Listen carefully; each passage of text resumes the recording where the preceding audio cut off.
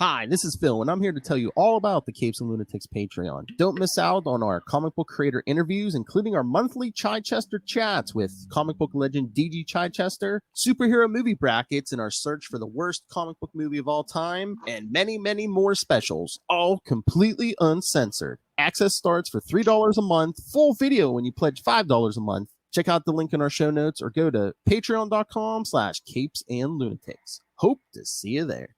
This is Luca Perich, host of a Totally Turtle Sports and Gaming YouTube channel, and you're listening to the CapesandLunatics Podcast Network. In brightest day, in blackest nights, no evil shall escape my sight, but those who worship evil's might. Beware my power. Green Lantern's light. Hello and welcome back to Sector 2814, the Green Lantern Podcast, episode 100, kids. That's right. I am Phil. Joining me, as always, it is Master of the Court. I'm Will. Hey, everyone. And as you should all know, yes, we are doing some classic first appearances by 6 legendary figures. Absolutely. I was going to say, no Hal Jordan, but we kind of did him in episode 1. Exactly. And probably multiple times since then, because we also talked Emerald Twilight. Oh, yeah. And we did Cal Rayner, so. Yep. All right. Here's my little surprise for you. All right. Remember when I remember when we got the Cal Funkos? I said it was part of that Justice League. Do you remember the other? Well, I got 2, but do you remember the other one? I said, "Oh, I should get it just for the sheer humor of it." You got Mullet Superman. Yes. Wait. Nothing says the 90s like Mullet Superman. I'm planning on anyway, but I should have taken him out of the box beforehand just so you could see him in all his mulleted glory. Yes. and of course, just for the joke of it, you know who else I got, right? Batman. Favorite character. I have a bunch of Batmans already. But yeah. Batman, my favorite character. I would have got the Flash one too, but they didn't have the Flash. I think the only other one, because I was Christmas shopping at Target. The only other ones I saw in the store, I believe, were Martian Manhunter and Wonder Woman. There's a John Stewart Superpowers figure, I think, at Walmart. Mm-hmm. Yeah, because I almost picked that up too. Yeah, I saw that. Yeah, I said to you, I guess they're putting out figures that look like the classic Superpowers figures from the 80s. Yeah, because like they have a Flash one that looks very similar to the one they put out in the 80s, and they put out a Green Lantern, but instead of Hal Jordan like it was in the 80s, this one's John Stewart. Looks like his 80s suit, right? Yeah, and speaking of John Stewart, just in about 5 days, we should get. Yes. Well, you should get. I won't get until probably the end of next month. Emerald Knight #1, right? Yeah, because my comic shop, the guy usually puts out a list of stuff that's coming in that week, and it is on the list. So yeah, I should have it Wednesday.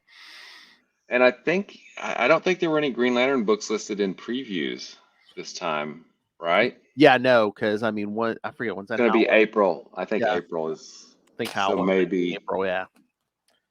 Yeah, because I don't think our solicits are past like February or March. So yeah, so it'll probably be February until we get solicits for the first issue. Hopefully, we'll know who the artist is going to be on the first Green Lantern book, and then I assume later we'll find out who the artist is on the second one. Oh, you do realize who we could get on one of those, right? Marco Santucci, I hope. Oh no! I'm sorry. No. No, we're not getting him. I was going to say Capullo, but no, he's going back to Marvel for something. That's right. Yeah, he's going back to Marvel. I was going to say, damn it, we could have got the Quasar, one of our Quasar artists, but no, he's going back to Marvel for a project.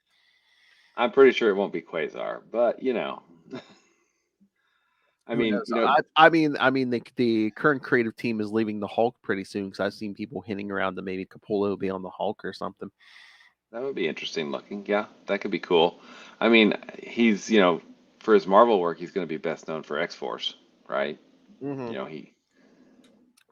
And like I said, he did the Quasar issues of Infinity War. So I mean, he's pretty much he drew basically everyone who was in the Marvel universe at the time. At that time, yeah, exactly. In a giant fight, and they're doppelgangers. Oh, unless he's doing Avengers, because I don't know if the artist is sticking around, but I know Jason Aaron, like he's like on his last arc, and then he's leaving after the last couple of years. So, Okay, interesting. Very interesting.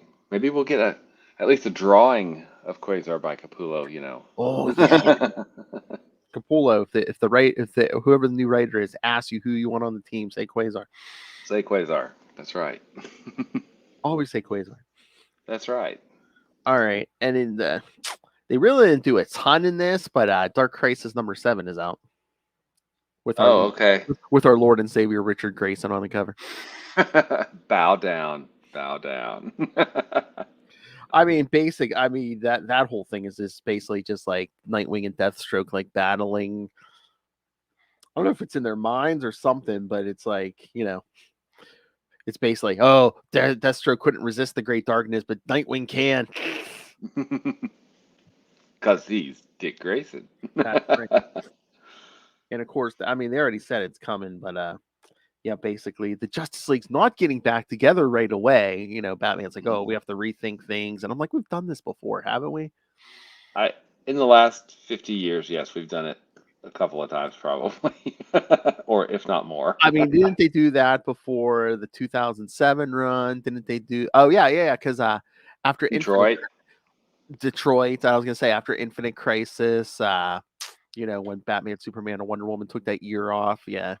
Crisis on Infinite Earths, where the Justice League reformed kind of without them. You got Justice League International, yeah, but. Okay, whatever. We'll see. I don't know how many times they have to sit and think, what is the Justice League? What should it be? Don't we know by now? I think we should know by now. So basically, Batman basically tells Nightwing at the end of this, if there's gonna be one person who leads us into the future, it's gonna be you. Because yes, they've already stated, the Titans are pretty much gonna be filling that gap till the Justice League's back. And of course, since he had a movie, Black Adam's been all over Dark Crisis. So, yeah. And it looks like they didn't really address any of the weird continuity glitches with the Green Lanterns at all. No.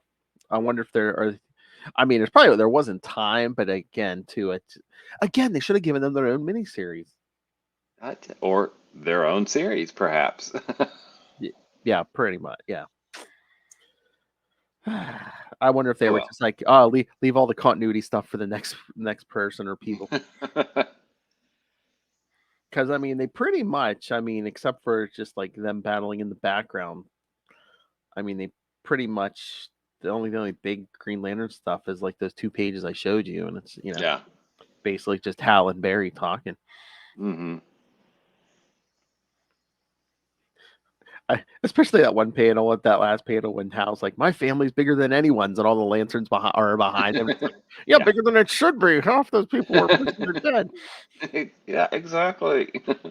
I think there was a preview for Emerald Knight out on somewhere. On the DC side or something. It's like the first couple of pages, I think. And it's just, I didn't see it. Interesting. I don't know. There's not enough there to really judge because I think there's only 3-4 pages max, and John shows up with a bunch of Green Lanterns on the last page. So you're like, okay, you kind of get an idea of what's going on, but there's not really much else there, Yeah. And then it's so weird. Okay, spoilers, kids, for the end of this thing.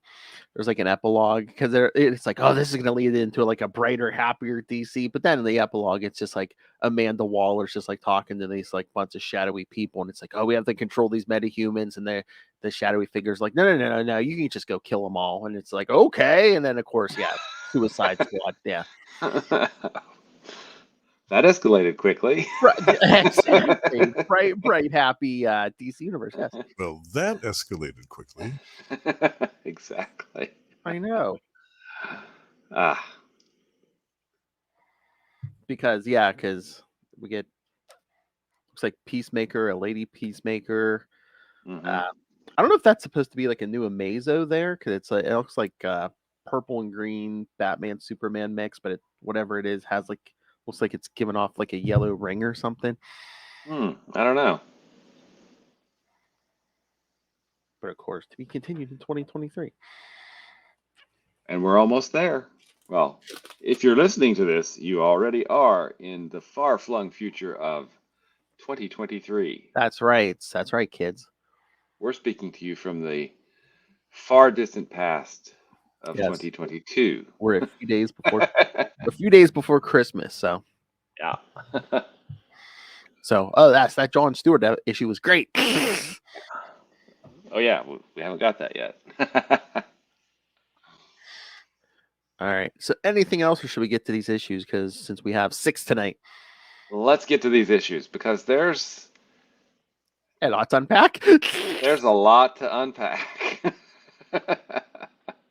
All right. I think there's synopses for all these. So the ones that have two stories in each issue, are we just going to do the story? Yeah, that's fine. We can. I mean, we don't necessarily want to talk about the super pteranodons if you don't want to. I mean, I read them all, but yeah. I did too. All right. So yes. So if we said we're going to go chronologically, so the first one would be Green Lantern number 7 from August 1961. Hold on, I put up the synopsis for number 9. They try to trick me. Sinestro's on that cover too. So I was surprised because I thought that there was a lot more to. I guess I was remembering the retcons, from Emerald Dawn 2, and more with Hal and Sinestro training, which are all retcons because that wasn't how it started out, as we see in issue number 7. Oh yeah, they got right to the point. Mm-hmm. Yeah, Green Lantern numbers. Well, I can't believe it's already volume 2. Volume 2, number 7. August 1961. The story we're going to focus on: the day 100,000 people vanished. Writer John Broome, penciler Gil Kane, inker Joe Galea, letterer Gaspar Saladino, and editor Julius Schwartz. When the entire population of Valdale suddenly vanishes, Green Lantern's astral form is summoned by the Guardians of the Universe. The Guardians tell him of Sinestro, an alien they choose to be the Green Lantern of Korgar. However, Sinestro abused his powers and used them to enslave his planet and install himself as dictator. As punishment, the Guardians stripped Sinestro of his powers and banished him to Kord in the antimatter universe. They then warned that Sinestro has formed an alliance with the Weaponers of Kord to finally defeat the Green Lantern by potentially exploiting his vulnerability when his Power Ring's 24-hour charge runs out. Part of the plan was to transport people from Valdale to Kord in a sweeping attempt to capture Green Lantern, who was scheduled to be in that town. Having his mind return to his body, this time allowing Green Lantern to remember his encounter, Hal flies to the next city, which is targeted by Sinestro. In order to prevent the people there from being transported to Kord, Green Lantern makes them all invisible, and only he is transported to Kord. There he battles the Kordian Weaponers, however, surrenders when Sinestro promises to return the people of Valdale to Earth. In doing so, Green Lantern is encased in a yellow bubble, and Sinestro and the Kordians time the moments left in the Power Ring's charge. However, when they release Green Lantern, they are shocked to find that he still has power in his ring and is able to defeat them all. He reveals to Sinestro that he had found a tiny hole in the yellow bubble he was trapped in and used his Power Ring to fire compressed air at the clock they were watching to make it reach the 24-hour mark faster, so that they would think that his ring ran out of power when it still had some time left. He then imprisoned Sinestro in a force bubble of his own before returning to Earth and appearing at an opening of a boys' settlement house in Valdale. Thoughts? I love how he says, I was prepared for everything except for him to use 100,000 people as hostages. Wait, what? I mean, that's kind of obvious. You would, Yes. okay, whatever. And again, it much more villainous than his like rebooted origin. When he was like obsessed with order. Here he's just like, oh, why do I have to live in this place? I'll make the best. I'll I have am the best show on evil. the I am planet. the evilest of evil evils. Yes, So, power corrupts. Come on, kid. yeah, and I guess, I guess I really like how much more complicated and deep the relationship between Hal and Sinestro, and actually Sinestro and the other core members are, you know, Yeah. post rebirth, because there's that great line in Rebirth where I think Green Arrow says, "Yeah, guy jokes about every one of Hal's villains except Sinestro." you know. Oh yeah. But I mean, this is yeah. He turns everybody invisible. I mean, there seems to be a I don't know. It would seem to me that there would be easier ways to accomplish this, but whatever. It's it's from 1961, and it's clearly not aimed at an adult reader. How about that? Yeah, exactly. Yeah. And I'd forgotten, like, yeah, it's like the Guardians just summon his astral form, and half the time they Yeah. don't even let him remember, like, coming to meet Yeah. them and stuff. Yeah. I guess we'll let you remember. You're cleaning up our mess. I guess we'll let you remember. Yeah. But I mean, first appearance of Sinestro. He's an ex Green Lantern with a big old axe to grind, right? Mm-hmm. And remember when we let any masked man talk to a bunch of boys? Apparently, yeah. What was the second story in that issue? Oh, that was Wings of Destiny. Remember when Tom met his future, or was Oh, picking up his future wife at the Tegra. airport? Yes. Yeah. When And he she got turned into a bird. Oh, the power ring turned him into a bird. Yeah. Why don't we do that anymore? I I can think of a few reasons. Oh my god! And I don't know. Was this kind of racist? It's like she could barely speak English, and Yeah, there was some, and of course, his nickname. It's yeah, so there's definite underlying racism in that story, and there's I think if you look back at the first story, there's you know everybody in the city is probably white. There's not really any diversity or anything like that. yeah. 1961.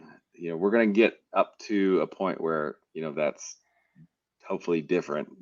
Actually during the show, right? But yeah, I mean, the most diversity we got was some of the gentlemen weren't wearing hats on their head. it's 1961. Yes, Exactly. which is strange because as much criticism as we can throw at the book for that, the next issue where we get a female Green Lantern is really, I mean, there are some touches of misogyny there, but it's really not because, hey, she's good. They want to keep her. Yeah. So, yeah, we'll talk more about that when we get to it. But yeah, Sinestro being, mustache twirling, evil, for evil's sake. Yeah, he gets a lot more complex and,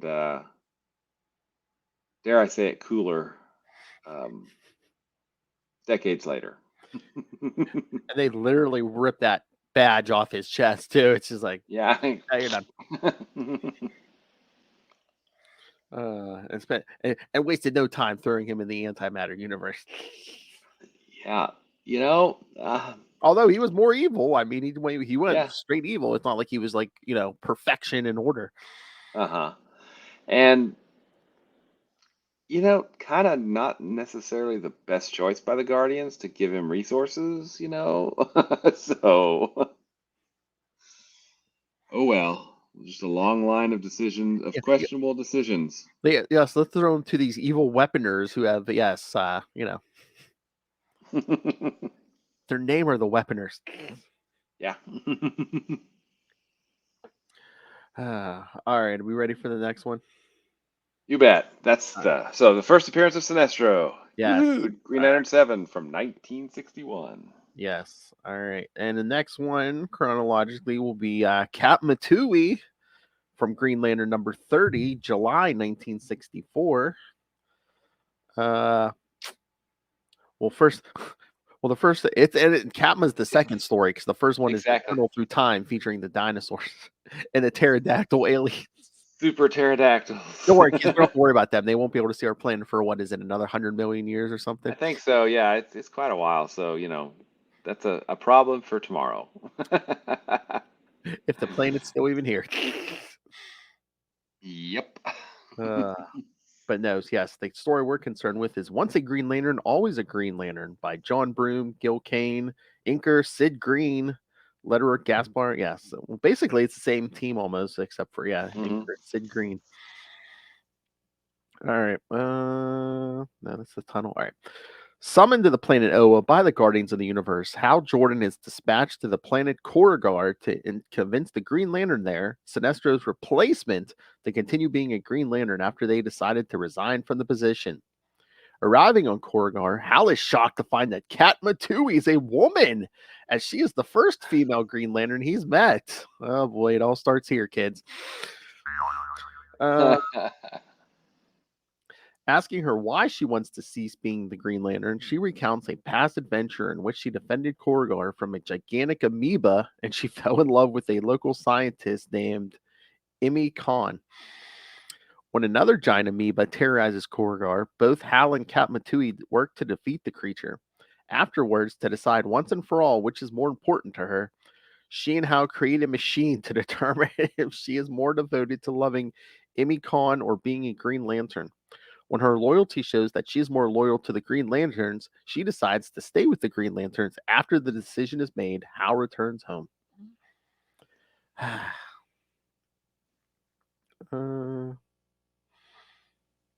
of course, yes, that later, I think as you were saying, Emerald Dawn 2, this kind of gets retconned because he meets her before Sinestro gets tossed out.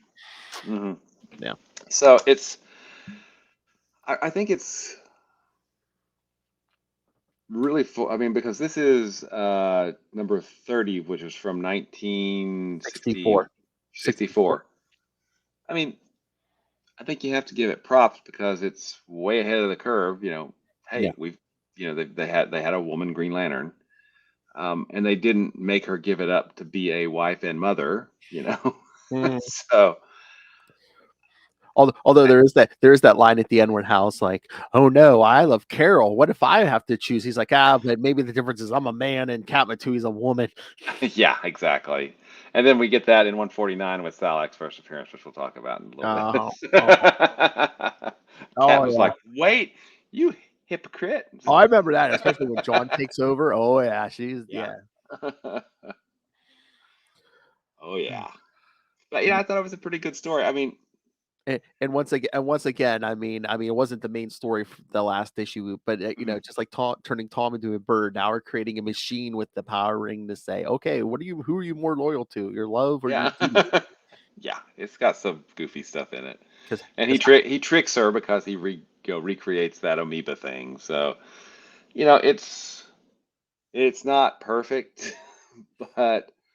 I still think it was pretty forward thinking to show that, hey, a woman could be a Green Lantern and be good at it, right? But good enough that the Guardians didn't want her to not be a Green Lantern anymore. Yes, how Jordan crush her love so we can have another, so we can keep this Green Lantern. Exactly. Hal's like, I'm on it. Yes, sir. Yes, sirs.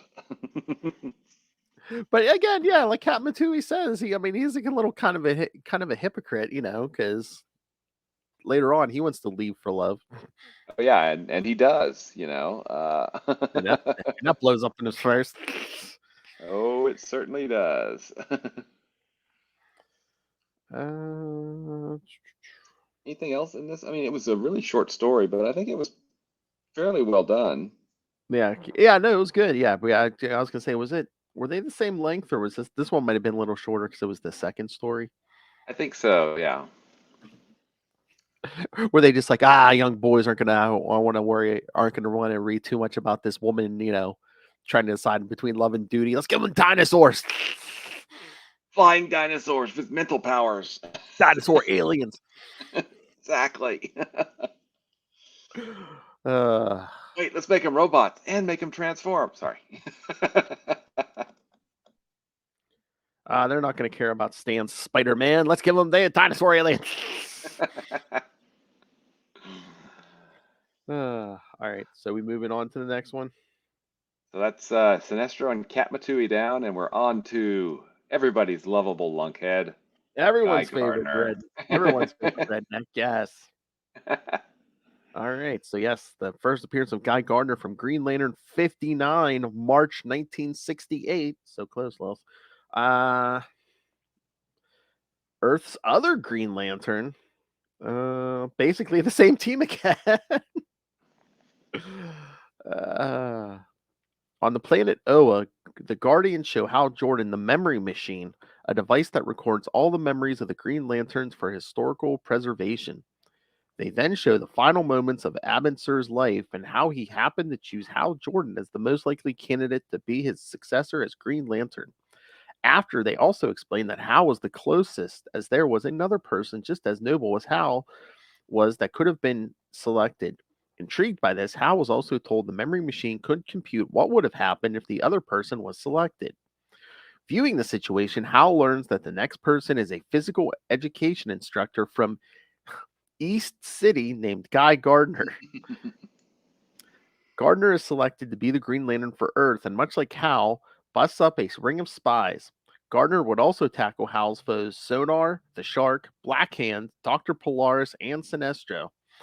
Later on a mission to a planet where the yellow plague killed off all the adults, Guy learns that the surviving children divided into two factions and have gone to war with each other with giant robots. Being used as a pawn at first, Guy manages to free himself and stop the ongoing struggle and convince the children of the planet to live in peace. Returning to Earth, Guy would soon fall victim to the yellow plague himself and would summon Hal Jordan to take his place as Green Lantern. With the story done, a curious Hal takes a business trip to East City to meet the real Guy Gardner, and the two become fast friends before Hal is to return to the West Coast. Because he's what? An insurance salesman. Oh, yes, he does mention it, yes. Already, had you asked me before this podcast if he became an insurance salesman this quickly, I would not have thought so, but I wouldn't have either. I mean, I guess I hadn't read that far in the original 60 series, just because I'm like, test pilot to insurance adjuster or insurance investigator or whatever the heck he is. I mean, and it won't be long till he becomes a truck driver. So I know. But the whole plot, so, and I swear, hasn't there been times where Guy Gardner's just like, oh, you only got picked by Abin Sur because you were closest? Hal should have been like, yeah, well, if you would have got picked first, you would have been dead. You'd be dead. Idiot. But the whole plot. This guy is not our guy. This guy is the straight up noble hero guy before he starts this is before many head injuries. We'll get the one injury, but pretty next the next one we cover. Yeah. But the whole plot with like the planet full of children, again, it's 1968. It kind of struck me as like either a Star Trek plot or like a Twilight Zone. Mm-hmm. Yeah, it was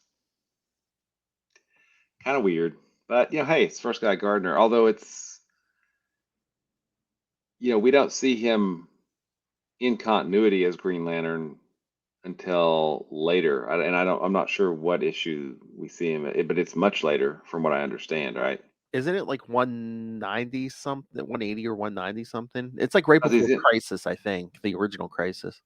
Yeah, I think so, because they bring him. No, because doesn't he? Is he Because he He gets actually- the battery explodes. Yeah, he's, Oh he's yeah, Green okay. I Lantern think like again. one maybe like 120s, one in the 1 teens or the 120s. I think. Yeah, because that's his second head injury that puts him in a coma, right? When that battery explodes. I think so. Yeah. Ugh. Yes, after many head injuries. Because I After think many like, head injuries. like I had read this before, but I think like right before he comes out, the Guardians bring him out of that coma to like to lead the villains, around Crisis. I think they actually do reprint this issue, so they do actually do reprint this in a later issue. Okay, so it looks like we see him show up with John Stewart's first appearance, which I thought was kind of cool. I didn't remember that. Yeah. And then it looks like he shows up in 116, 117, 121, 22, 23, 24, and then 189. Yeah. So wow. Oh, yeah, okay. This is the one I have reprinted in Green Lantern 184. This story, so Gotcha. preparing us, so when he comes out of that coma, people aren't like, who? Oh, and because I guess in those 121 issues before he gets blown up, he Wasn't that the whole Kari Limbo stuff? And Kari Limbo, yeah, that's where Yeah. I think so, yeah. remember her? We talked about her around issue 18 or so, kids. Yeah, it's been a while. When guy was beating on Goldface at the carnivore or whatever. So yeah, I mean, it's interesting because it's just like, this is the guy. It's kind of like, this is what could have happened. I'm trying to remember. Did he have a back? So did he? I mean, we'll get to what happens to the guy kind of in the next issue, but it's just like, Did Guy have a backup as well then? Would that have been Hal, I would assume? I was gonna say, well, did Hal have a replacement at this point? I don't think he did. Because I was gonna say, I mean, right now they don't do backups because the ring just finds somebody. But I was gonna Yeah. did anyone? I'm assuming they didn't even have backups at this point because wouldn't Ab and Sura have had one in place if that was the Yeah, that was the case. Yeah, and we don't even really mention, having a backup until the Yeah. John Stewart issue, which is where, hey, Guy Gardner's injured, so we need a new backup. So Or did they just blah, blah, blah. Did they not have faith in Hal where they're just like, yeah, we're gonna need a backup? and it's funny because Hal was training John, not Kilowog, who we'll get to shortly. I was surprised by that because he was just another Green Lantern. He wasn't the trainer. Yeah, And that's another retcon, I think. To get and it's it's a retcon I like. Kilowog is that's the one that trains all the Green Lanterns. Yeah, I think that's the drill sergeant. Yeah. yeah. I mean, I really like that. Yeah, I was gonna say, was that from the '90s series or I wonder if they did that any earlier? I think that was from the '90s. I really do. I think, Yeah. and then I think that's something else that was even more retconned after Rebirth is that Oh, Kilowog yeah. is the trainer. Yeah. So Once they have thousands of Green Lanterns again, yeah. yeah. All right. All right. So should we get to the next one? You bet. All right. Green Lantern 87, the first appearance of Green Lantern Green Arrow 87, the first appearance of John Stewart. From December 71, January 72. So we were. Hey, that's I'm just as old as that issue. Exactly. Oh, damn. Well, I was gonna say, is that every other? So what was this coming out every other month then, or? I think so. Yeah. So December of 71. Yeah. That's yeah. All right. Well, All right, thanks for making me feel old, Phil. Hey, no problem. And this time they kind of split it because they do a Green Lantern story and they do a Green Arrow story. Green Arrow story. Yeah. And they do a reprint. Oh yeah. Yeah. But no, it was funny because like what was it, like a year ago, Lilith and I were doing an episode on Green Arrow, and like she picked this Green Arrow story. Oh, really? Yeah, as one of her picks. Yeah. All right, so yeah, kids, important issue here. All right, Green Lantern, Green Arrow, 87. Beware my powers. The story we're looking at. Writer Dennis O'Neil, penciler Neil Adams, inker Dick Giordano, letterer John Costanza, and editor Julius Schwartz. So yes, so basically yes. Again, this is the O'Neil era. We've switched up to everyone except for the editor. The hard traveling heroes. As Green Lantern charges his ring, an earthquake hits Coast City. He investigates, saving lives, including that of his friend Guy Gardner, who is injured after being hit by a bus. Literally hit by a bus. What happened? What happened to your replacement? I caught a bus. Yeah.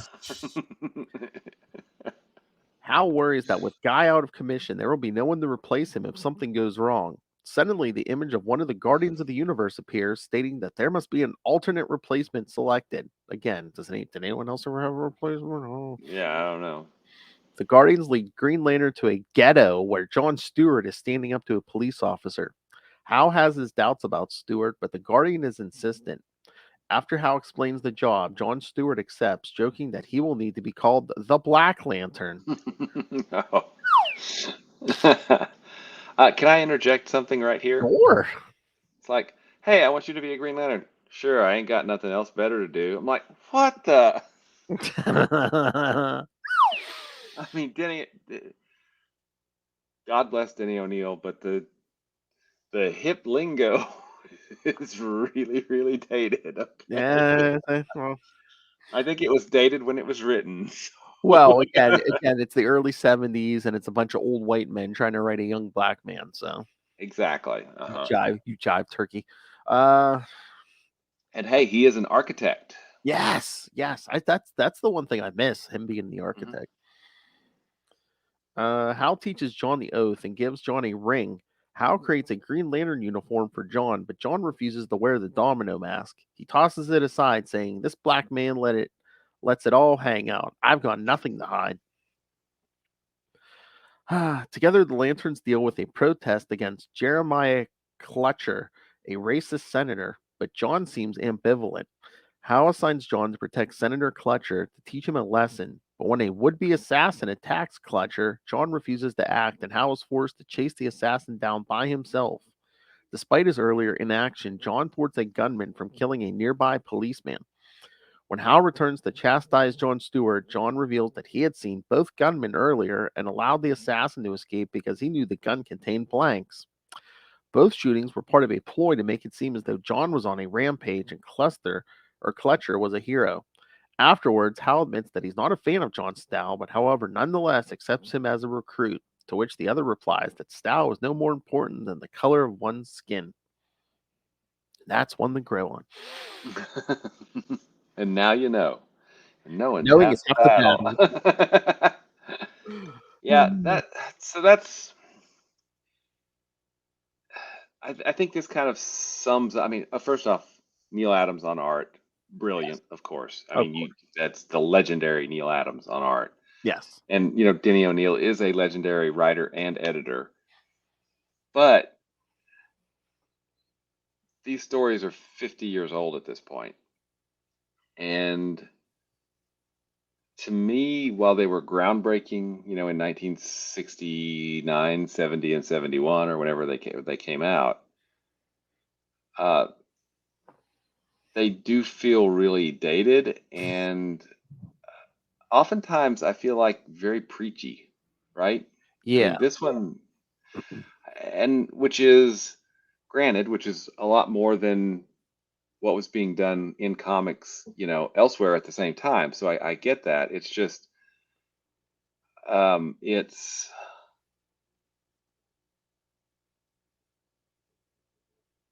find them difficult to read sometimes.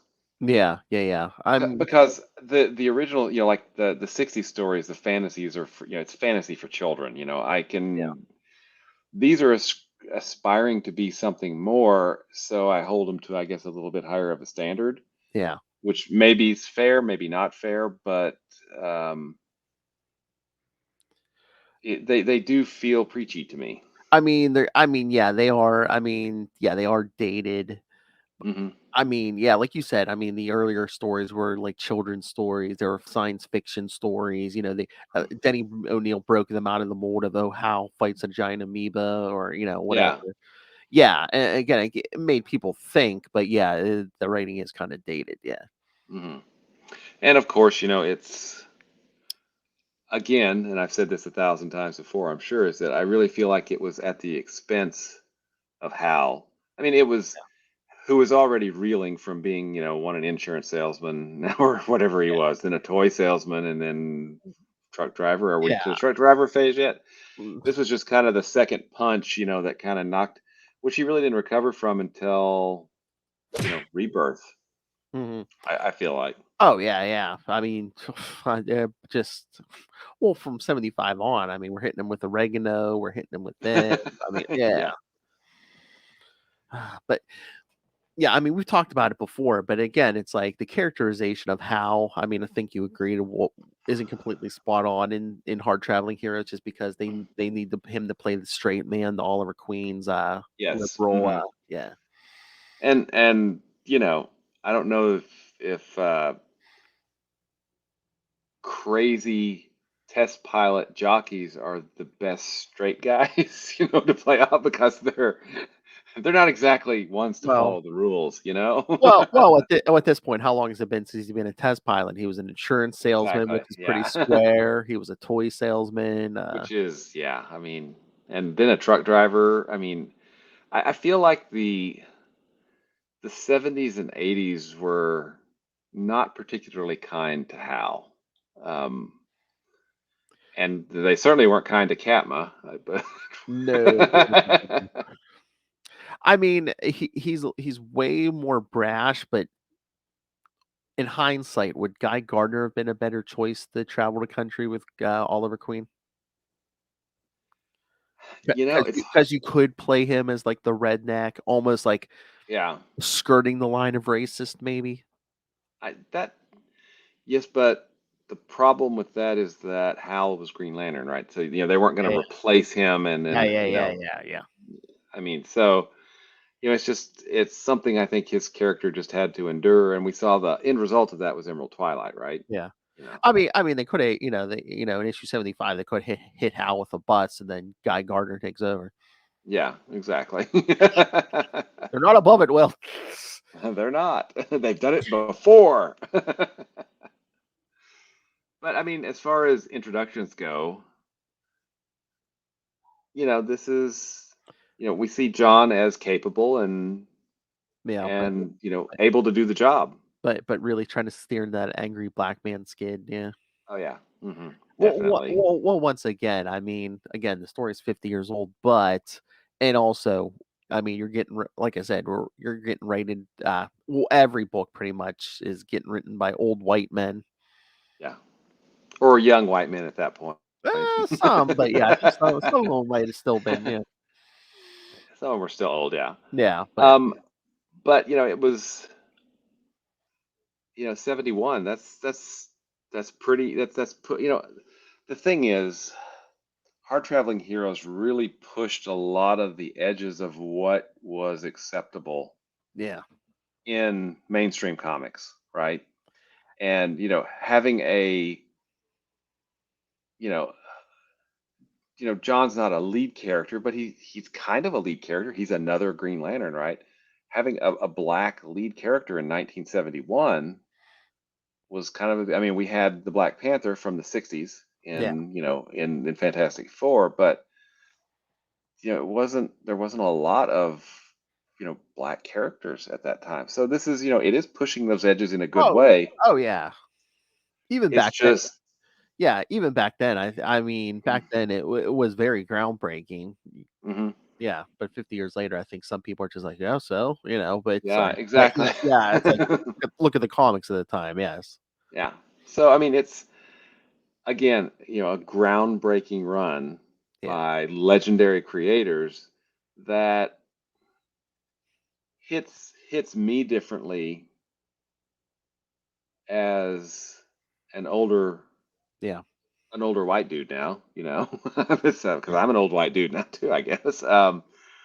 But I just it feels a little seeing what we've been able to accomplish in comics over the last 50 years, and then going back and reading these stories, the art is gorgeous. I don't think you can find any faults with the art. That's just Neil Adams. But the stories seem a little ham-handed, right? I guess, just a little, they're preachy, they're not subtle. Yeah. And I think that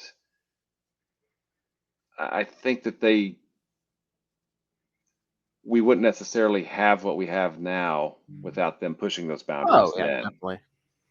So while I both love and still am somewhat critical of it. So there you go. I found it's incredible that there's this groundbreaking run, and then they, in the middle of it, they introduced Jon Stewart, who's still popular to this day, 50 years later. Yeah, exactly. I mean, if they wouldn't have done that, it wouldn't have been Jon Stewart in the Justice League cartoon, right? No. We wouldn't have had Jon Stewart, during, leading up to Crisis, where, which was, I think it was around the same time that Rhodey replaced Iron Man, Tony Stark as Iron Man, and you had Jon Stewart replacing Hal as the Green Lantern of Earth, And you know who wrote that whole Rhodey replacing Tony Stark? Denny O'Neil. Denny O'Neil. Who's that? Who's that guy? I don't know who that is. Yeah, so I mean, it is a groundbreaking run. It really is, but it's not without its warts. How about that? True. Yeah, and again, I mean, just that comes with time. Yeah. Although, I don't know. I think that O'Neill and Adams were like kind of on the avant-garde of pushing the comics medium, mainstream comics, into being, more complex, perhaps a lot more grown up. But if look at this issue, and then look at say John Byrne's run on Fantastic Four in the 80s, or Walt Simonson's run on Thor. Those, I think, have aged fantastic. Yeah. Because there's a certain, I don't know, there's a certain timelessness, but also a certain amount of, they're not trying to push the boundaries because the boundaries had already been pushed before them. Maybe. I don't know. I mean, do you think some of that too is like John Byrne and Simonson's Thor run? It's like they're dealing with more fantastical stuff. It's like, okay, Perhaps, I mean, and this was punching down to earth. Yeah. punching Dr. Doom in the face never goes out of style, but it's like, I mean, the Hard Traveling Heroes was very grounded in reality. Yeah, At the and I time. think that's another hit to Green Lantern, because Green Lantern's not about grounded traveling across America trying to find yourself. Yeah, Right? exactly. That's not Green Lantern. But they used what they had, and they used it, I feel like, to the best effect that they could at the time. Obviously, Denny O'Neil, wrote a lot more stuff over the years, and I would say probably objectively better stuff, than Hard Traveling Heroes. But Well, yeah, I think he was better with the grounded stuff. Like, I'd say his Batman stuff is probably his best work. yeah, Batman, my favorite character. Thank you for letting me get that in. you're welcome.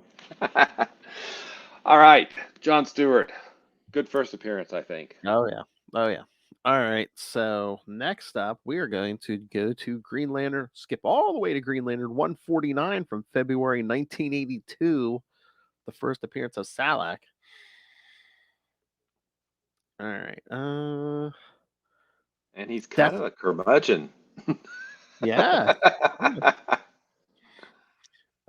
Death by Fire and Ice. Writer Marv Wolfman. Penciler Joe Staton. Remember in the 90s, he was our Guy Gardner artist. That's right. Inker Dennis Jensen, colors Gene D'Angelo, and letterer Shelley Lefferman. Hal Jordan arrives at Oa under the Guardian's command. Word of his giving up his ring had spread across the other Corps members, who tried to convince him to stay. Orisia reminds him of the speech he gave when they confronted Krona, and Katma Tui of the time she was about to quit the Corps. Remember Green Lantern 30 from a couple minutes ago, kids? Exactly. Hold on. Where's my editor's note? Remember Green Lantern 30 from Hal's a hypocrite. That's right. No. And he convinced her to stay.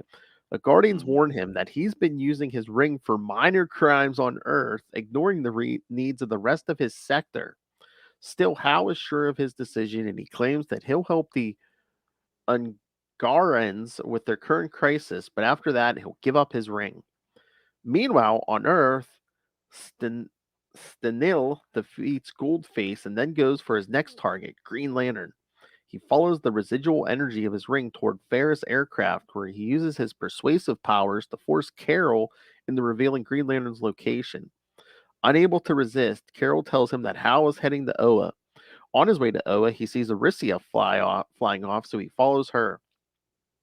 When Hal arrives in Angara, he learns that the inhabitants have started a civil war after his last visit, which caused many disasters like earthquakes, tidal waves, and even moving their planet away from the sun. In consequence, Angara's temperature dropped, covering half of the world with ice. Hal makes several attempts to save them, like moving the planet, picking the ice, or using the planet's magma to thaw the surface, but each of his plans fail. Suddenly, Orisia appears in Angara to lend a hand. She suggests using a mirror to deflect the light rays of the sun toward the planet. Taking a fragment of a crystal moon, the two Green Lanterns create a giant mirror that does the job. However, they get attacked by Stenil, and he moves the mirror in a position that starts scorching the planet. Orisia saves Angara by placing the reflector in the correct position, but another attack from the cording causes her to fall and crash on the surface. With no backup to help him, Stenil takes Hal Jordan to court.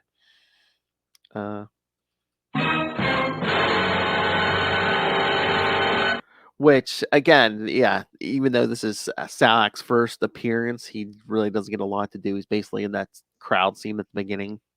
Yeah, and he's just talking trash about Hal, so you know. This is your great lantern.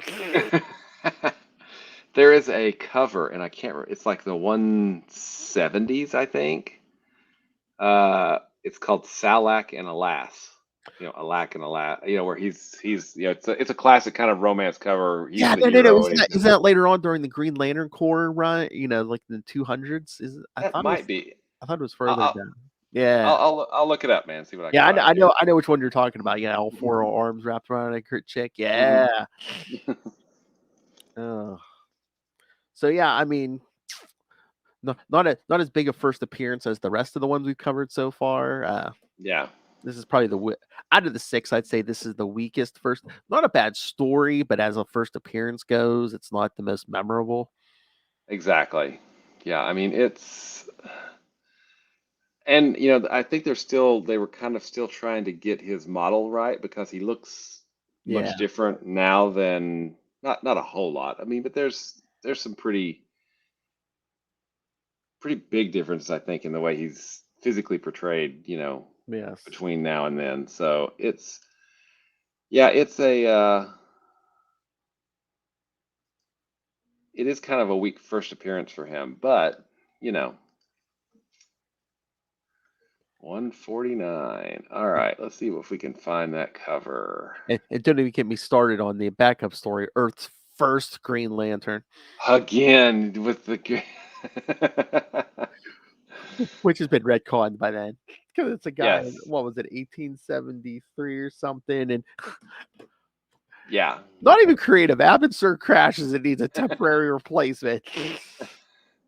So he gets a sheriff, an Old West sheriff. Yeah, I'm like, wow, okay, cool. Cool. This is a nice story. Like next time I think I'm about to die, I'm gonna come back here. Just the coincidence of it. It's just like the dude always gets injured when he's approaching Earth.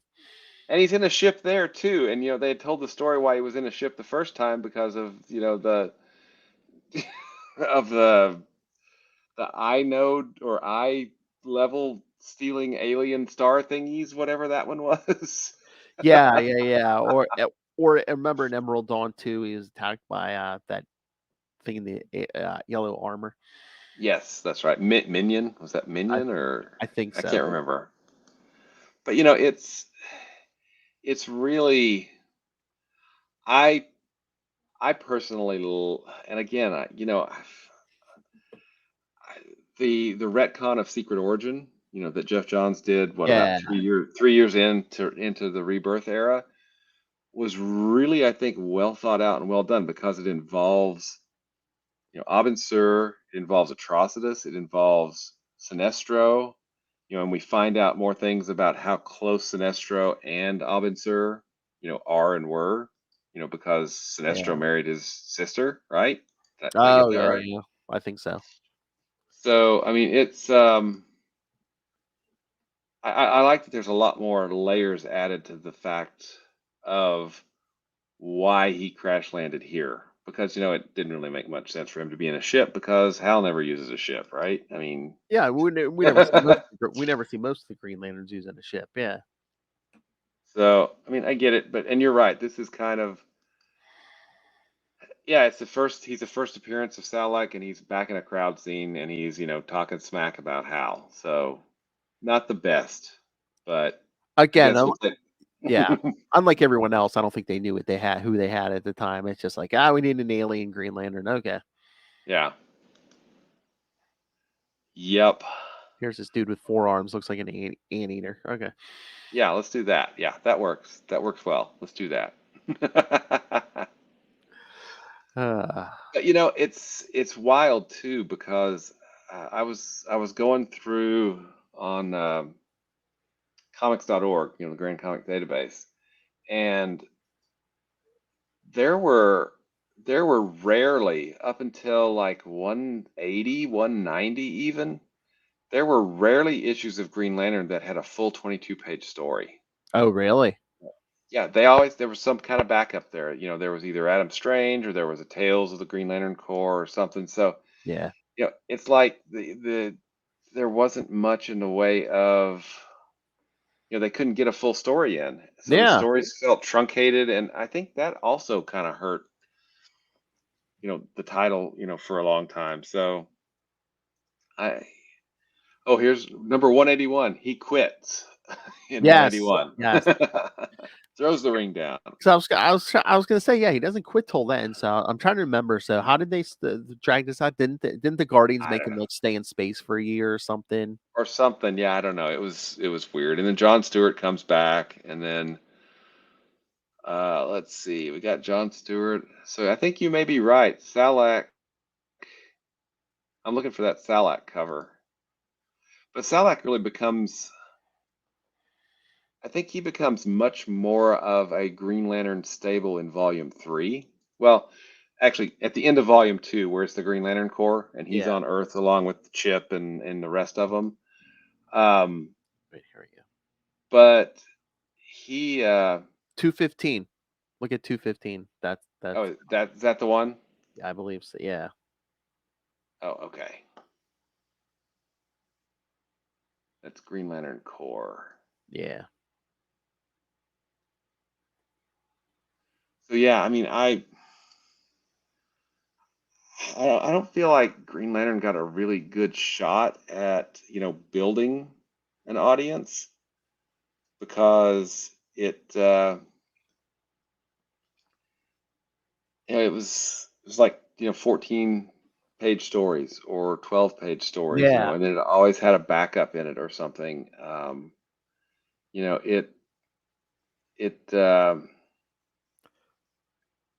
I don't feel like it never really was given the resources to kind of grow like it should have. Although, according to some stuff, I think I saw this on a podcast that I was on. They were talking about Action Comics Weekly,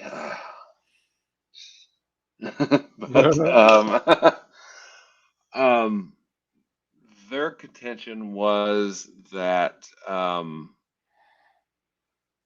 Green Lantern was one of the best sellers when Steve Englehart and Joe Staton were working on it. which kind of explains the Millennium crossover, because I think that happens, post 200 in Green Lantern and Green Lantern Corps, right? Yeah. So I, if it was selling so well at that point, and by that point, it had full length stories in it. I just don't know kind of where where it falls, I guess. I mean, because it's definitely unlike any Green Lantern that I have read in a long time. I mean, with the core being there, and then they kill Sinestro, and then boom, the rings are dead. I think they kill him in the final issue of the series. What was that, 220? I think it was 220. I think it was like 224, because it was weird. Because remember, we did cover that. It was like episode 3 or something. And it's like, man, we really couldn't do a 225. You really couldn't stretch it out one more issue. One more issue? Yeah, I mean, come on, that's crazy. Yeah, Sorry, because most of the rings are like dead. The only ones working are like Hal, John, and Guys, I think. Yeah, and maybe Katma's, or maybe not, because Yeah, no, because I think that's how she was killed so easily, because she didn't have so a ring. easily, exactly, which is still annoying to me, but whatever, Yeah. right?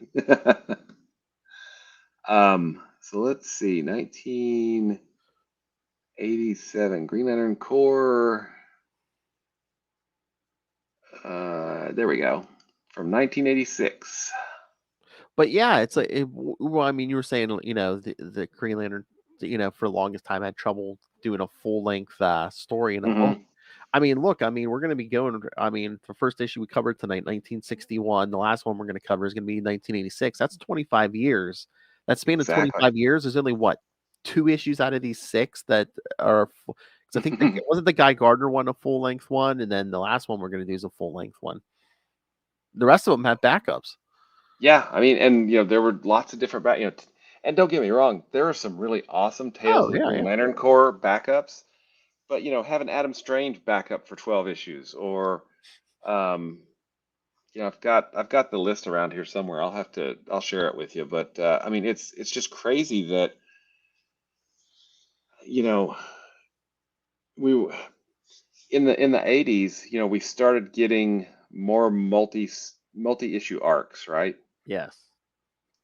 And I don't necessarily feel like it would take a multi-issue arc just to get you a normal-sized issue of any other comic in Green Lantern, right? Yeah. So and then once you hit Green Lantern Corps, starting in, we're about to do 201. I mean, you got 7 main characters. Yeah, you better do a full length story. Exactly, and then by that point, you've got 7 main characters. So, that's a little too crowded. It's a little too crowded, and then and then we jump into Action Comics Weekly, which is just bonkers. I mean, it really is bonkers. But then after Action Comics Weekly, we get an Emerald Dawn, which is a retelling of Hal's a much retconned retelling of Hal's origin. We get Emerald Dawn 2, and then we get the launch of Volume 3, which is where the bulk of this show has been, is us discussing all of those issues. And it's I don't know that the writer that launched Volume 3, and who I'm talking about, of course, he whose name we do not speak. Yes. Yeah, I don't know that he learned the lessons of the previous Green Lantern series. Well, you could tell you could tell he loved the previous stuff, but there was a little too much. I think a little too much love. A little too much of the old stuff. Yeah. Yeah. A little too much honoring the old ways. Yes. Yeah, and then that ends, and we get a lot of books will kind of, like, if you look at Superman or you look at Batman, they're going to drift gradually and become more modern, right? Yes. I feel like Green Lantern kind of clawed and scraped and kept itself to a less modern title until finally it was, here's an axe, boom, you are now modern. And we had, Green Lantern number 51 with, a much more modern writer in the guise of Ron Mars, and probably a more modern penciler than what we would, had been getting on the previous series, in Daryl Banks, because we had, and then that, I think that alone, those two being on the title, being there month in, month out, so consistent for so long, did a tremendous amount to just help Green Lantern in general, I mean, we pretty much changed everything. I mean, we changed the main Mhm. character except for the concept of a ring. I mean, we pretty much changed up everything. The core is gone. That was Mhm. gone. Everything.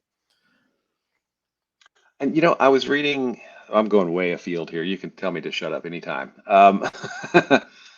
I was reading. Oh no, I was probably watching.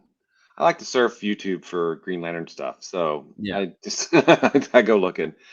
I found somebody talking about Simon Baz and Jeff Johnson talking about Simon Baz. And I was always like, oh great, he's okay. First off, they made him a Muslim so that it's hip and it's with it or whatever. We're gonna. But there was a real reason for that because Jeff Johnson was saying, it's always Green Lantern should always be about facing fear. And so there was a really important point of creating Simon and having him face being feared, and all of that. And it really gave me a lot more appreciation for the decision to introduce him. Now, I haven't read a lot of those stories, so I'm looking forward to, when we get there, Yeah. to Yeah. reading those. But Well, yeah. I mean, they kind of did that with Jessica Cruz too, because when they first Mhm. introduced her, she was like getting over like a bunch of anxiety and Mhm. trauma, and yeah, Started out as Power Ring, yeah, because she got the Power Ring from Earth yeah, 2, I believe. Yep. yeah. Yeah, it's like they So think they that we went way afield there. What are we talking about? Well, should we jump to the last? Should we jump to the last issue? Last issue. You bet. All right, kids. Yes, our last one tonight. The first appearance of a certain poozer we all know and love, Kilowog. Green Lantern Corps 201 from June 1986. Hmm. Setting up shop, of course. Writer Steve Englehart, penciler Joe Staten again, inker Hmm. Mark Farmer, colorist Carl Gafford, letterer Lois Buhalis, and editor Andrew Helfer. Chip and Salaak fly towards Earth. Both have agreed to join with the other Green Lanterns in patrolling Sector 2814. Chip tells Salaak of his recent return to his home world, Helven, but as an effect of the crisis, his story there has been rewritten. On this new universe, Chip died years ago, and his wife, Minnie, is now married to his best friend, Dale. So now, Chip and Dale. yeah, yes. Gotta love that. So now Chip feels like his only place is with the core where he feels at home. Salaak too longs for a change of venue. After guarding both his own space sector as well as that of Katma, he no longer wishes to operate in such isolated conditions. Though he is too proud to admit it to anyone, Salaak feels lonely. Yeah, because didn't they show his what? I don't know if it was his home planet or wherever he lived. It was pretty desolate. Yeah, there was like some amoeba worshiping a statue of him or something. It was really weird. I don't know what they Yeah. have about amoeba, but there's something about amoeba, Protecting the little guy. That's right. They meet up with Hal, John, Katma, and Aricia on Earth, only to find that they are now joined by an additional seventh member, Kilowog of Bolivax Vic. This new lantern, originally a genetics scientist, claims that his sector was blown to bits during the crisis and that he decided to join them when he heard the Guardians briefing. The 7 Green Lanterns get to know each other better and set out to establish a new base of operations for themselves. Meanwhile, Sonar and two of his underlings, Throttle and Blindside, meet up with another esteemed supervillain, Dr. Polaris. Polaris is flanked by three of his own associates, Whiteout, Drop Dead, and Polestar. Polaris suggests forming an alliance with Sonar and his crew in an effort to destroy the Green Lantern Corps. Sonar agrees to this plan. On the planet Maltis, Appa Ali Apsa, remember that crazy guy, shows Guy Gardner his new living quarters. Guy is upset that the accommodations are so Spartan and feels that he deserves better. Suddenly, a fleet of Polymarasian warships enters the city and declares war on Maltis. Guy flies out the window and engages them, destroying several of their ships. The Polymarsians retreat from the battle. Elsewhere, speaking of stuff blowing up in Hal Jordan's face, Star Sapphire returns to the planet Zamaron. She is agitated that her fellow Zamarons have abandoned their world to be with the Guardians. And yes, to be with the Guardians. Despite her lack of companionship, she continues to scheme against her enemies, Hal, John, and Katma. Back on Earth, the Green Lanterns begin construction of the Green Lantern Citadel. With the power of 7 Green Lantern rings to assist in the labor, construction is completed within short order. Polaris, Sonar, and the other villains watch from a distance, biding their time until the most opportune moment to attack. They ambush the Green Lantern Corps, but even their varied powers are no match for the combined might of 7 Green Lanterns. After an exhaustive battle, the villains are forced to flee. Thoughts? So does that hold up? Does that hold up where Kilowog is a geneticist? Because does it when he shows up in like the Justice League International books, it almost seems to me like he's working on like tech. I'm like, yeah, I mean he's I guess they just say scientist because he seems more like an engineer than actually a bio engineer or anything like that. And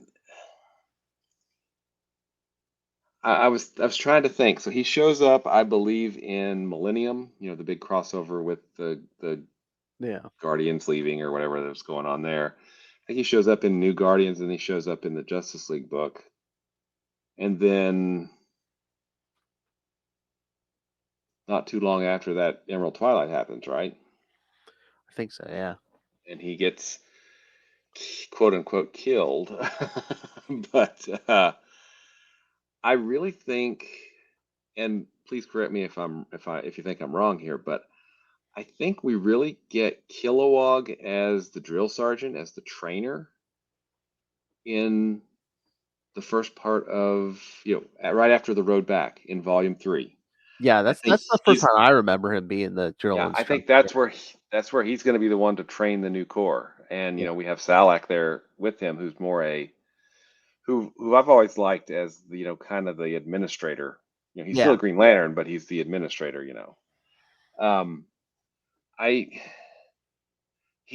It's funny because he doesn't look like the Kilowog we know and love in this first appearance, does he? No. I mean, and what I always think of is and again, I'm going to go back to Rebirth because it's something I love a lot. Is you can see the air being pushed out of his nostrils with his ring, and Hal saying, his ring is the only one that makes a sound. Okay, boom.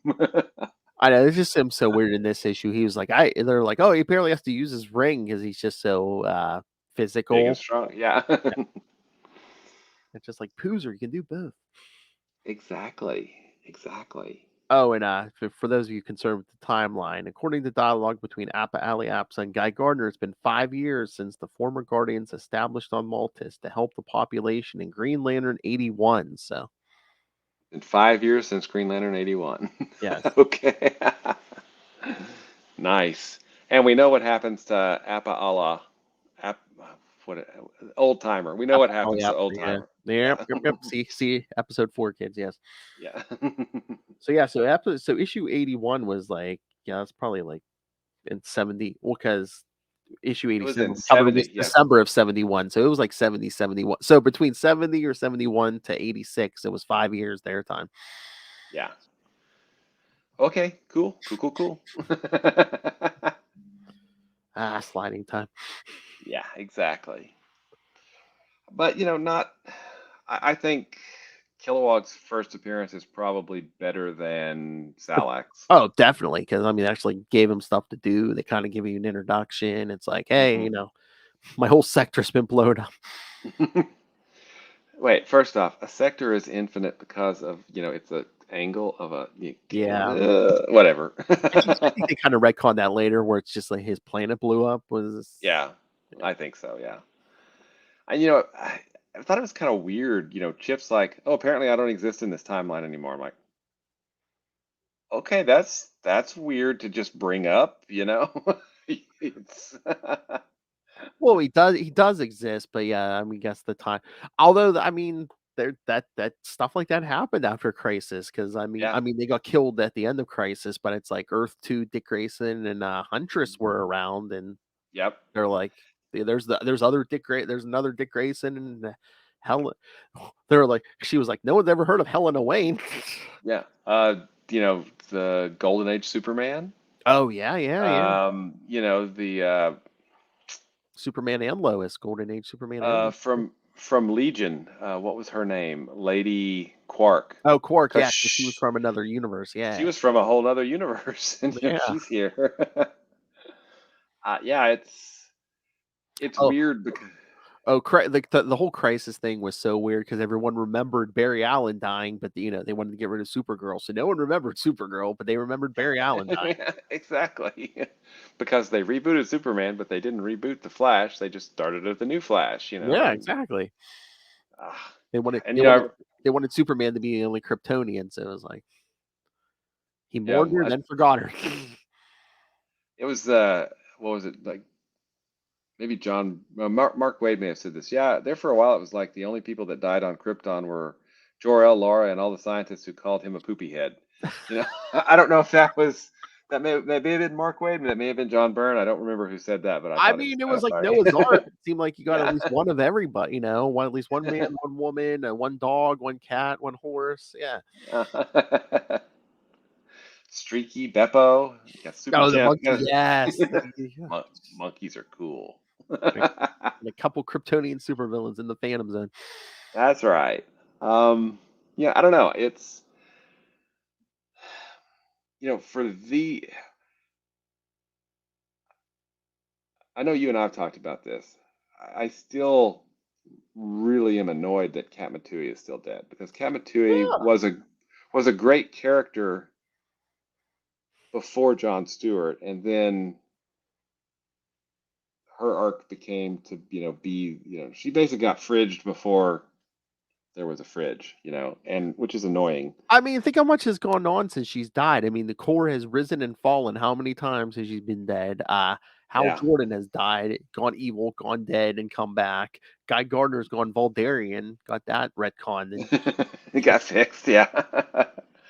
And there's the I think it would have been cool to have her part of the Lost Lanterns, because Jeff Johns brought a lot of those lanterns back, but he left her alone.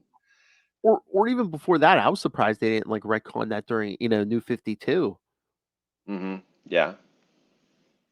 Yeah, it's because the other characters, they're all still here. They're all still part of the Green Lantern. I mean, look at the end of Dark Crisis. I mean, half those lanterns were dead or missing, and everyone's there. Now everyone's back. Poor Simon. He's not a Green Lantern, but a Green Lantern. I don't understand. So I'm really hoping we get some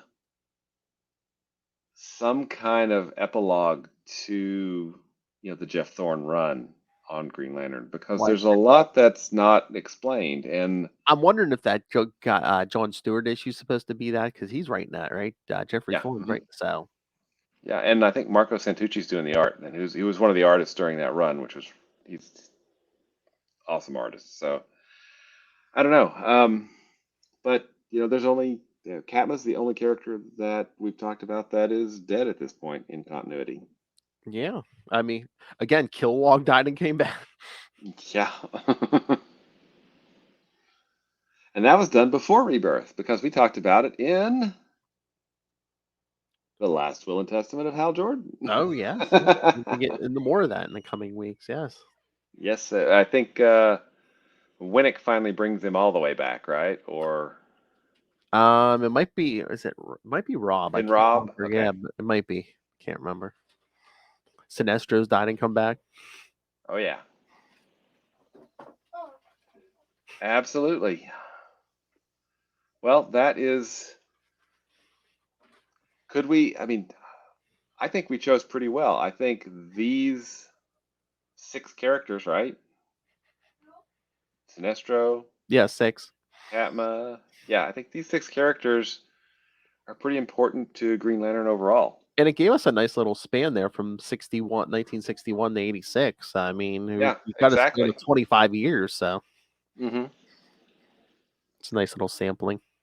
Exactly. Lots of different. Hi. Hello, Turtle.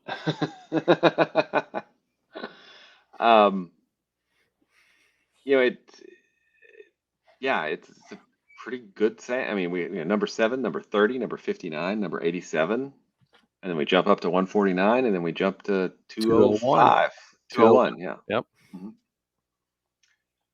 I think we did pretty well, sir. Yes. Pretty I well. think this was a good 100th episode, sir. All right. Do you want to know what we're doing next week? Tell me. I think I have a clue. We start the journey to the next 100 issues. All right. Yes, next week. We're back to the Judd Winnick run. So, yes, we're going to cover Green Lantern 143 through 145. And I believe 143 is that Joker's last laugh. So, I believe that's our Jokerized Graven. Well, we've already had a Jokerized Spectre, so Mm-hmm. Yeah, I mean, we're pretty much doing Judd Winnick run. Oh yeah, there's Action Comics in there in 2 weeks, but yeah, basically doing the Winnick run for the next 1, 2, 3 weeks, and then we'll be back to the Spectre in a month. Finish that one off. Nice. Not that. We got like 2 more. We're gonna do smaller chunks. Yes. Gotcha. Yeah, because when we get next Spectre one, we'll do 18 through 23, and then we'll do 24 to 27. So a lot more smaller, digestible chunks instead of 8 and 9 issues apiece. Exactly. So yes, we're at episode 100 now, and remember, always remember, kids, Rebirth is coming in 118. So Will's like so close. Little 4.5 months. 18 weeks. We'll get there. Hey, this first 100 flew by, Will. Come on, what's 18 episodes? I know. We're gonna get there. And I am still very interested to see, the rest of Winnick's run, and then, the final issues of this series, because I've not read them, and there's so many I don't know that I've read any of Winnick's run except what we've read here on the show. So I'm, it's going to be cool for me to, finally catch up, and read those. Yeah, I can't wait till if not before, it might be the one like New 52. I haven't read like all the Lantern series from New 52, so yeah, that's gonna. Oh yeah, that'll be fun. Yeah, because Red Lanterns, you have the Sinestro series, you have Larfleeze series, you have New Guardians, the Core, and then of course, there's lots of series there. We're not gonna move as fast through that as we have. No. Because we moved pretty quickly through Mosaic and Guy Gardner and the Green Lantern title plus Dark Stars, but there's so many more series post New 52. Oh hell, before even there, once we get the Blackest Night and stuff. God. Are we gonna do all of the limited series for Blackest Night? Because there's like I know what you're getting at. You want to do that the Batman series? Batman, my favorite character. It's not even Bruce Wayne. That's when Dick Grayson was Batman. So then of course we're gonna do that then, right? I didn't have on the schedule, but I don't care. We can do them all. Superman, Batman. I don't care. We do them all. Yeah, there was like 8 3-issue limited series around Blackest Night for like Wonder Woman and Batman, Superman, and then I loved. This is freaking genius. Basically, Blackest Night's about zombies, right? When you get right down to it. Basically, so what they do is, there's more to it than that, but bringing back series and giving them a zombie issue, bring a zombie series like Catwoman got an extra issue, that was a Blackest Night crossover, even though she had been canceled. There was a Hawkman and Adam, I think, maybe issue. I can't remember all of them, but there was like 5, 6, something like that issues where, they brought back a series, but it was kind of a zombie series, which I thought was clever as all get out. All right, William, I'll tell you what. Episode 150 is going to be at the end of 2023. It's like the penultimate episode of 2023. Take a drink, future love. I was going to say, for 150, do you want to do all those series, like, those those Blackest Night minis? Because we're going to be in the middle of Blackest Night or at 150. So sure, why not? So for 150, do all the miniseries, the Supermans, the Batmans, the Wonder Womans, whatever. You bet. Let's do it. All right. And it'll fit in, and we'll be in Blackest Night. That's right. All right. I will make that change. All right. Cool. Very cool. See, kids. See us playing on the fly. That's right. We adapt. All right, William. Anything else for our big 100th episode? I can't believe it's been 100 episodes. I know. Time flies when you're having fun. That's right. Lots of fun talking about Green Lantern. That's right. Yes. And once again, kids, next week we'll be back to the Winnick run, 143 through 145. So strap in, kids. All right. I can't. Oh, man, I don't have to wait like almost a year to say, hey, Ray, you want to send in some feedback? I'm back. I'll have to see. Maybe Dick Grayson Batman doesn't rub him as the wrong way as much as Bruce Wayne. Batman, my favorite character. Hey, Will. Batman. His favorite. Hey, wait. Huh? I need to see some mullet Superman, man. Oh, you need more mullet. All right. I need more mullet. Oh my God. Okay, here's a freebie for you, kids. Oh my God. If myself or anyone else ever does a 90s Superman podcast, oh my God. It has to be like Superman's mullet. Mullet maybe or something. Yeah, the Superman 90s podcast. Yes. No. You want to do Superman from just say you do a Superman podcast from 1990 to 1999. What do you call it? The Electric Mullet. Yes. I think you've discovered something. I can't believe I'm giving this gold away for free. It's gold, Jerry. All right. So yes, send us your thought. I want that now. I want a 90s Superman podcast. I just heard a little sound. No. The answer is right. No. All right, kids. So yeah, send us your thoughts. Who would be brave or stupid enough to do that with me? All of a sudden, you see Matt Kona riding back over the horizon. All right, kids. Email us CapesandLunatics@gmail.com or call the voicemail 614-382-2737. That's 614-38-CAPES. And again, it's on the upcoming stuff. If you have thoughts on these first appearances, I mean, we'll read it in future episodes. I don't care. But yes, and remember, follow Sector 2814 on Facebook, on Twitter. Join the Green Lantern Facebook fan group. Find links to all the various social medias for all the DC and Marvel shows we do, including Justin and I are doing the new show, Marvel Tales, where we just discuss something different every time. We already have the first 3 episodes recorded. Episode 3, we just did the first 4 issues of John Byrne's Alpha Flight. Oh, cool. Mm-hmm. You guys want a sneak peek? It's on YouTube right now. Oh, we're all over the place. I mean, we did Genus Fell's 1995 series for episode 1. What was episode 2? Oh, the first appearance of Deadpool and the first appearance of Cable. Oh, so, that's late New Mutants issues. Yeah, that's like early 90s New Mutants, right? Yeah. Deadpool was like 91 or something. Yeah, Cable's like a year before him, but. So yeah, we're all over the place for Marvel. So you guys love Marvel, check us out there. And Salty and Petty is coming with me and Lilith, where we're going to be discussing all kinds of stuff, not just comics. So episode 1, because it's going to drop the same day it comes back. We're going to be talking. We're going to compare, I think, the old and new Quantum Leap series. So, Yeah, when is it coming back? January 2nd, I think. I think it's that first Monday in January. It's back. Awesome. I believe. I'm looking forward to that. Oh yes, and they renewed it for season 2. I did see that too. Yep, I did. Yay! Let's get Bacula in here then.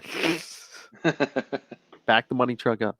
All right. So enough of that. So yes, find links to all the social medias. Like I said, the YouTube channel. Everything we do gets a video. So smash that subscribe button so you don't miss any of thing we do, including all this new stuff. Smash it.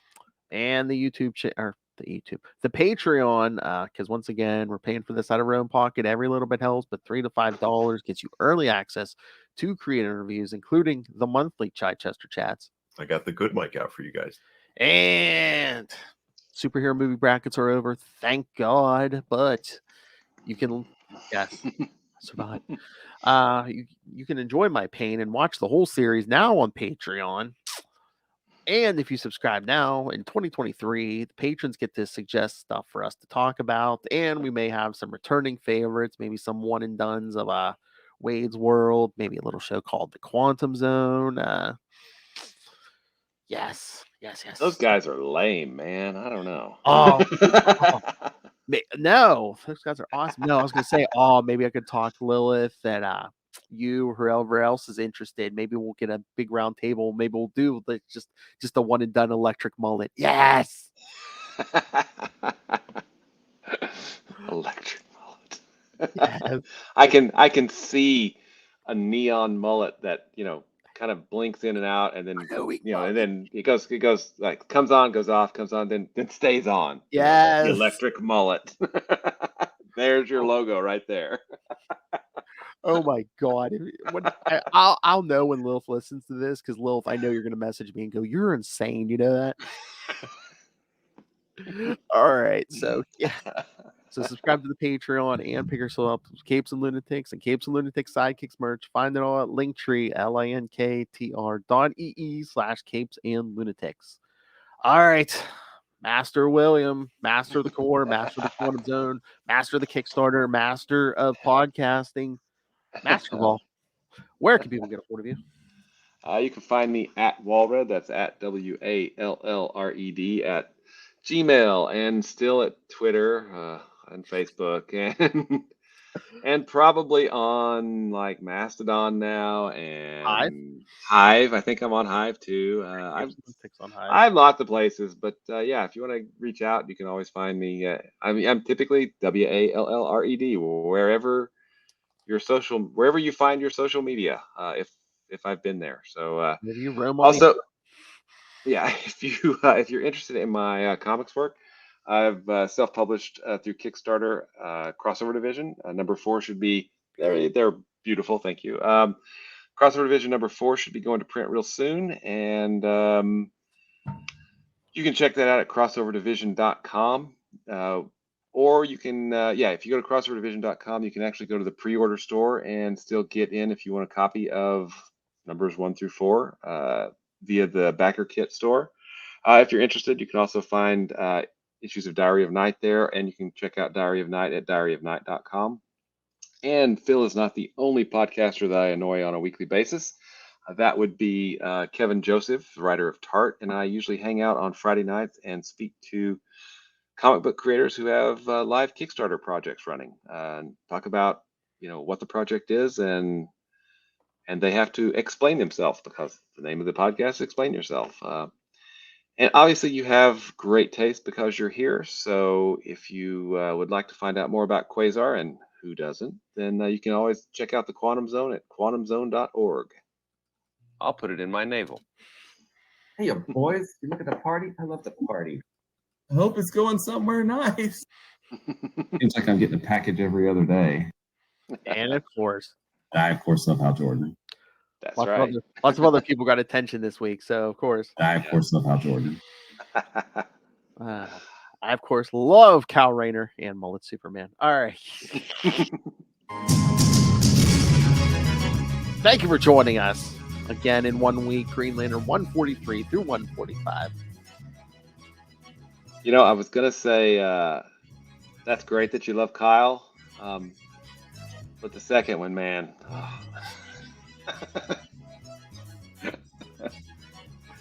I don't know. I love the era. I don't know. I can still see that logo of the show for Electric Mullet. You know, it's got it blinks on and you hear it buzz, bzzz, and then it stops, and then it bzzz, blinks back on again, and then a neon mullet. There Telling you you, go. I'm going to have a corner all devoted to the 90s. All right, kids. Come back next time. And remember, nothing more dangerous than an amoeba. Good night.